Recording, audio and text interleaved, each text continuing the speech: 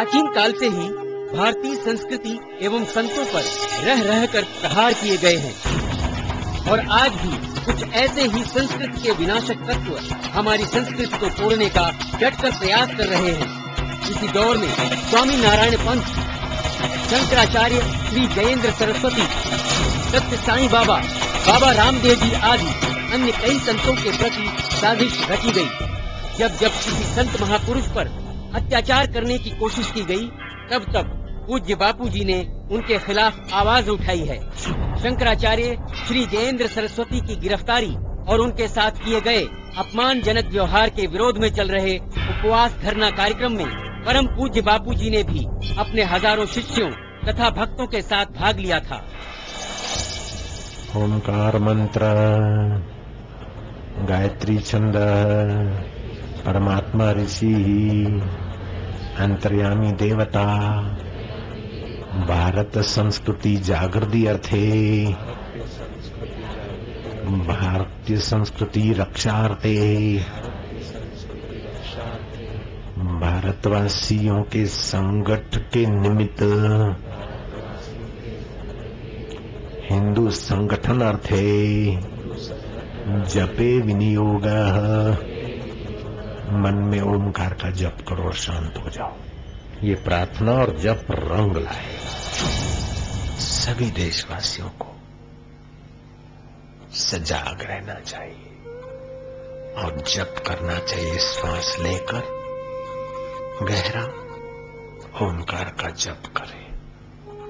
आखिरी में मां को घंटनाद की नाई गूंजने दे। ऐसे गहरा प्राणायाम फेफड़ों की शक्ति तो बढ़ाएंगे, रोग प्रतिकारक शक्ति तो बढ़ाएंगे, लेकिन वातावरण में भी भारतीय संस्कृति को सफल होने की शक्ति का आपके द्वारा महायज्ञ होगा। श्वास लेना और कैसे जप करना, ये जो भी मेरा श्रोता सुने, मुझे दक्षिणा की अब जरूरत है। आज तक मैं कहता था मुझे दक्षिणा की कोई जरूरत नहीं है। अब मुझे हाथ पसारने का अवसर आया। मुझे दक्षिणा की जरूरत है। रुपए पैसे नहीं, आप रोज संकल्प करके 11 प्राणायाम भारतीय संस्कृति की रक्षा के लिए वातावरण में फेंको। पार्टी कोई भी आए, अगर हिंदू विरोधी उसका रवैया है तो वो उखड़ कर नष्ट हो जाएगी। उसको तुम्हारा संकल्प और भारतीय संस्कृति के सपूतों का संकल्प उखाड़ कर फेंक देगा कि हिंदू धर्म की जड़ें काटने वाले और संतों को निशाना बनाकर उनके प्रति लोगों की अश्रद्धा हो जाए, ताकि हम अपना उल्लू सीधा करें। अब सभी भारत के हितैषियों को एकजुट होना पड़ेगा।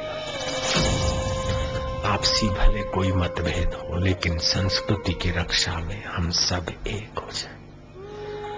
मेरा राजनीति से कोई लेना देना न होते हुए भी उन्होंने शुरू किया तो मैं सड़क पर जा बैठा भूख हड़ताल। मुझे कोई पद नहीं चाहिए, मुझे कोई पार्टी नहीं बनानी,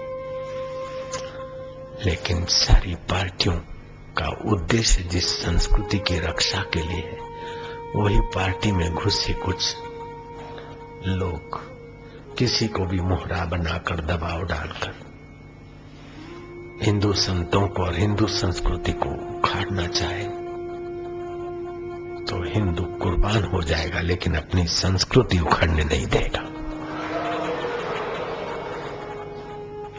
और मेरे देवी कार्य में क्या क्या विघ्न डालने के षड्यंत्र कर लेते हैं वे लोग, कई बार मुझे पता है,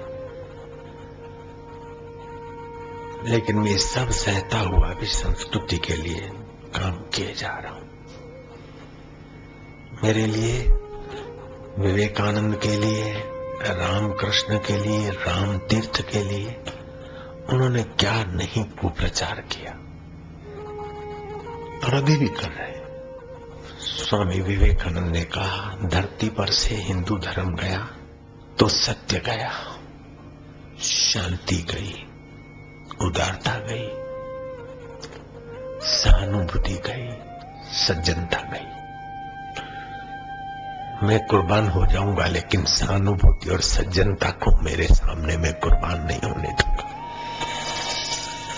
सत्य को मैं कुर्बान नहीं होने दूंगा। अब आश्रम और समितियों पर भी आंधी चलेगी, उसके लिए तुम्हें भी तैयार रहना पड़ेगा। कुप्रचार होंगे, कुछ का कुछ करेंगे करने वाले लोग। हमारे भोले भाले लोगों को गुमराह करके हमारे विरुद्ध खड़ा किए जा रहे हैं। ये सुनियोजित षड्यंत्र है, हमारे देश को फिर गुलाम बनाना, अपना भोग्य बनाना। मेरा किसी व्यक्ति से, किसी संप्रदाय, धर्म, पंथ से विरोध नहीं, फिर भी मुझे एक कहना पड़ता है कि जो हमारी संस्कृति पर सीधे अनसीधे आघात करते हैं, उनको चेताने का काम तो मुझे और मेरे सभी साधकों को करना ही होगा। और अब पूज्य बापूजी तथा उनके सेवाकारियों पर भी झूठे आरोप लगाकर समाज को गुमराह करने की कोशिश की जा रही है। अहमदाबाद गुरुकुल के 2 मासूमों की आकस्मिक मृत्यु को आधार बनाकर साजिशकर्ताओं ने आश्रम के विरोध में अपना जाल फैलाना शुरू किया और हजारों निर्दोष साधक भाई बहनों पर अत्यंत निर्दयता पूर्वक अत्याचार किए गए। साथ ही साथ न जाने कितने वाहनों को तोड़ा और जलाया गया। समस्त समाज चाहता है कि जो घटनाएं हुई उनकी निष्पक्ष जांच हो, दोषियों को सजा मिले और साजिश का पर्दाफाश हो। तो जागो और गैर मार्ग की तरफ ले जाने वाले साजिशखोरों से सावधान हो जाओ, नहीं तो जब तक सत्य सामने आएगा तब तक हमारी संस्कृति व समाज का बहुत बड़ा नुकसान हो चुका होगा और इसकी समस्त जिम्मेदारी हम सभी की होगी। अतः अब हमें वक्त रहते ही जागना पड़ेगा।